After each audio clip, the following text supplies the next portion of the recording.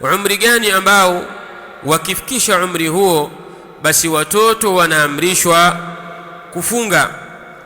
Aljawab, qala hafidhahu Allah ta'ala, as-sibyanu wal fatayat, watoto wa kiume na mabinti wa kike, idha balaghu sab'an, pindi watakapofikisha umri wa miaka 7, fa akthara, na zaidi ya miaka 7, yu'maruna bisiyami, wanaamrishwa kufunga.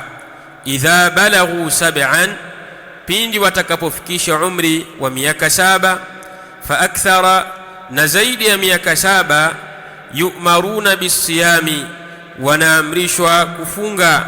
Liya'taduhu, ili waizoee funga.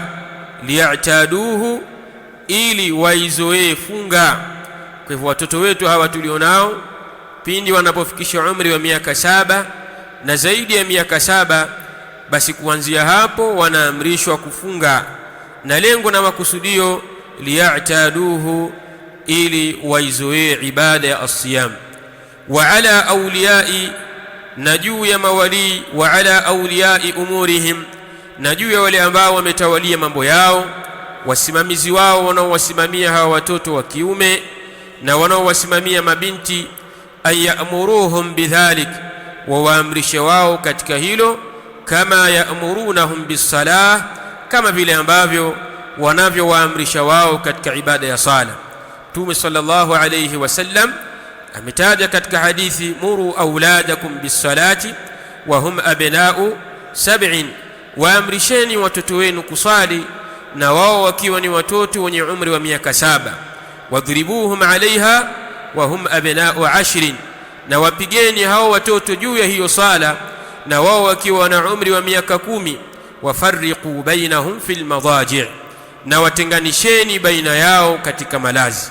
Watoto wa kike walale peke yao na watoto wa kiume walale peke yao. Maneno haya ya Mtume sallallahu alayhi wasallam yako katika kuwahimiza watoto katika ibada adhima, ibada ya as-sala.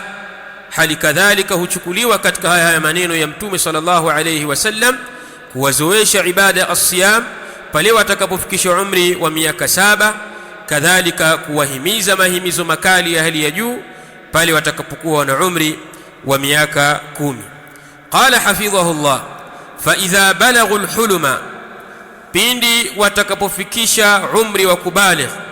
Fa idha balaghu al-huluma, pindi watakapofikisha umri wa kubaligh, wakawa tayari sasa wameshabaligh, wajaba alayhimus sawmu, imewajibika